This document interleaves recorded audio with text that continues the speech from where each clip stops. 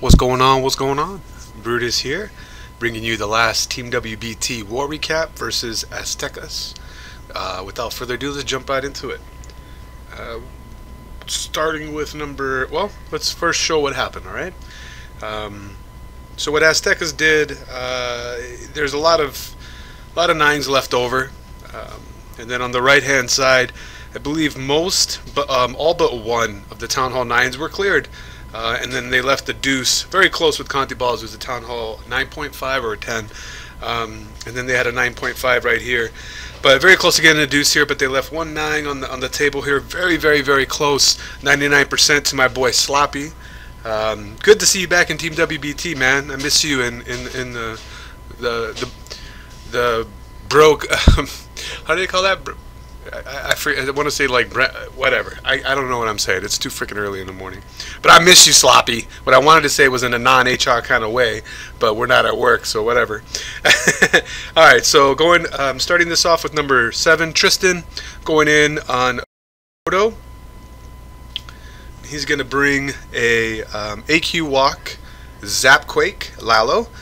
No Golem, bringing 3. What he's going to do is start his Queen to the right hand side here with no Golem needed because he's going to bring his beefy 25 BK there. He eliminates one of the 4, it's going to be 3, sorry, he eliminates one of the 3 remaining air defenses because his Archer Queen is going to get into this section here with the walk as he starts his minion to ensure that she doesn't circle the base and does in fact go inward towards the Queen.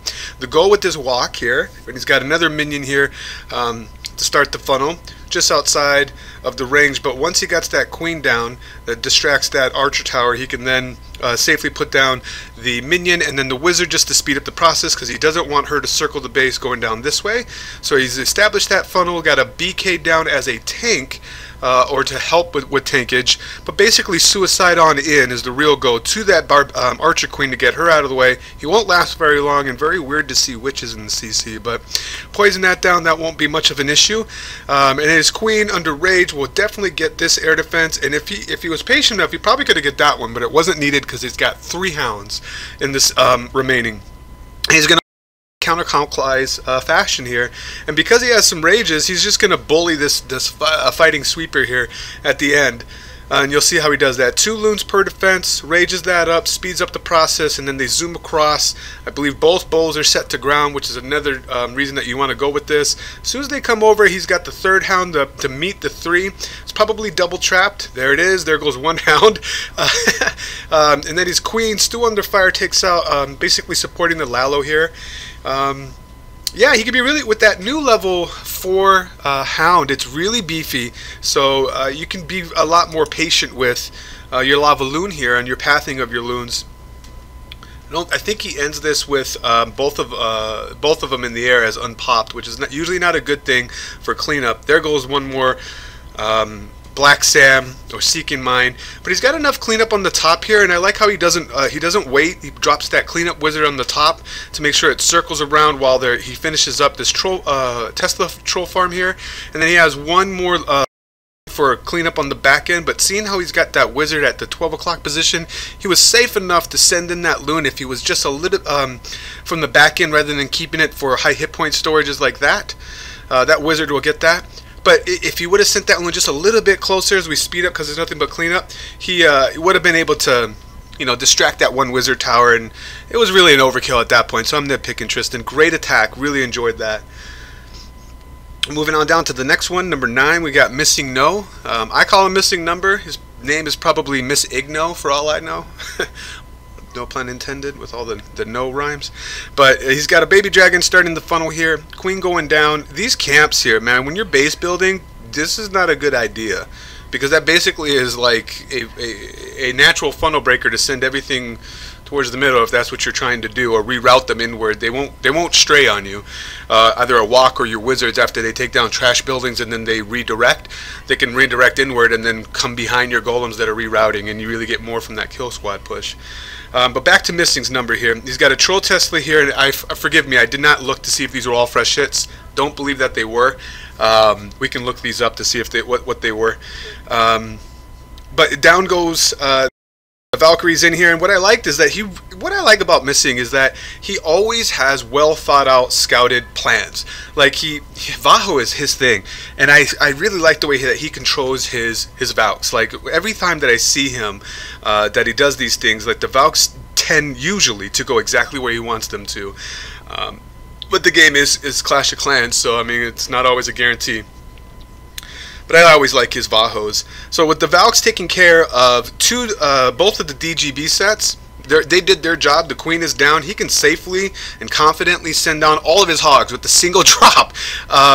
Because there's no, I mean, Springs is the only threat to them. But there's really, if you look at the pathing of where these hogs had to go, the only real spring threats were like right here between these two. And maybe between these, but they're not. They ended up being right between those. So he's got pretty much all his hogs left over as they turn around and bitch slap out the Larrys, telling him to stop petting him. He's still got the Hound in the air, basically just flat out ignored it, which leads me to believe this might have been a cleanup. But he keeps, and if it wasn't, he smartly kept his poison, because you don't want to bust that open and have to deal with the lava pups with nothing but a camp up top to preventing him from getting that 3. But we all know it's a clear, so great job Missing. Really enjoyed your Vahos, man. Alright, let's keep moving down. So on number 11, we have June, who I think is new. Maybe I just been that far. It's been that long since I've been in Team WBT, but I believe he's kind of new. He just basically opens up this core to give him access, his Valks, access to these 4 air defenses. This is a Valo, old school Valo. No walk, just going to put down some golems, open up the wall. And at first I was like, man, you got to beat through a couple walls here. But then, and he did, I believe he if he would have opened up this part of the wall, that was the goal. And it can, it's 8 tiles is what the EQ will do. So just maybe a little bit of a fat finger, maybe wasn't zoomed in all the way, but the plan was there. I really like the plan. Golems on the outside, wizards to take down the point defenses that are there, and once he opens up the wall, they reroute inward, and those Valks are a bit too soon, if you ask me, because you don't want them to outrun your tanks. It's better to have your tanks in front of your Valks once they get into the core, and then they speed past your Golems, and under rage, they make quick works, and he has to drop the rage here because he has to beat through a wall, but once they make quick work of everything, and that wall luckily breaks open for him rather than the south one with the cannon and the elixir storage compartment, but they just annihilate the core. And once that's done, he can go ahead and start sending in those loons. And right here, these loons down here, patience. This is these loons right here. That's cool. I didn't know that if you click on loons that they would do that. That's awesome. I knew structures did. Anyways, shiny objects. I get ADD sometimes, but they're a little bit too soon because this air defense is still up. Look at where his queen's at. She'll eventually make her way to get that. So 2, 2, and then a third one to back up when I saw that pop up, and then 2 there and 2 there. Stop, and then wait and be patient. So these 2 loons on the bottom, if you see what I'm talking about, he loses them. He loses 1, 2, 3, 4, 5, about 6 loons, and then right about now is when I would send those loons that he just did. They were no threat to basically the kill squad remaining, and the air defense would have been down, so he would have gotten more bang from his buck. And I don't mean to disrespect you, June. I mean, it was I want to look to see if these were all fresh or cleanup attempts, but this looked like it might have been a cleanup. But I really like the Valo. Those are old school. This base was begging for it, so it was a perfect plan as we fast forward through this. Perfect plan for that base. I really enjoyed the raid. I always love Valos. Got some huts on the corners. Would have been nice to have just, you know, 3 archers specifically for those huts. But that's alright. Nothing. This was such a fast raid the way he got in there with those Valks that he ended up needing them. Alright, for the last one, let's take a look. Back out. Number 15, EZ Breezy. I like this one because it's people call it an avalanche. I call it a brimstone, which is 5 golems. R.I.P. Hulk. I love you for giving those nicknames of cold-blooded, shattered, and stoned, and go. I never really know what people kind of call the 4 golem. I call it go 4, and then 5 being brimstone. But he's going to do a mass golem attack basically. And way here, he brought 12 wall breakers, which I thought was a bit excessive, but hey, he cleared the base. And I think he had maybe it for insurance or something like that as well, just to make sure. But with three jumps, I think there's no reason why he shouldn't be able to get into the places that he wanted to. But he's got four he's got was it two? Yeah, two golems to start with the initial kill squad push, just behind his BK, and a handful of wizards. Make sure that the queen stays up, drops the other golem, and then some bowlers, so it is a true brimstone. He's got 5 golems and then CC bowlers, and the bowlers are going to do a lot of this. So with the jump down, they're breaking through the wall. I don't believe the queen was supposed to walk as part of his plan, but she ended up doing that. They're going to break through this wall here, and then the golem's going to continue inward, and he'll put down the jump by that Miss Core air defense, and that'll basically get the unbroken golem and the one that just joined and the queen, everybody in to join the party as his BK has breaking out, and Stu has 3 wizards behind that are still doing some work for him. He's got one more jump left that he'll probably put right about here to get him access to the last compartment on in there, because his queen can access everything else.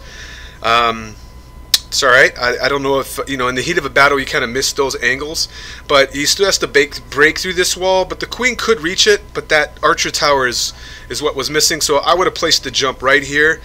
Bowlers would have reached this entire compartment and the queen would have got it, but you wouldn't have to beat through this last wall.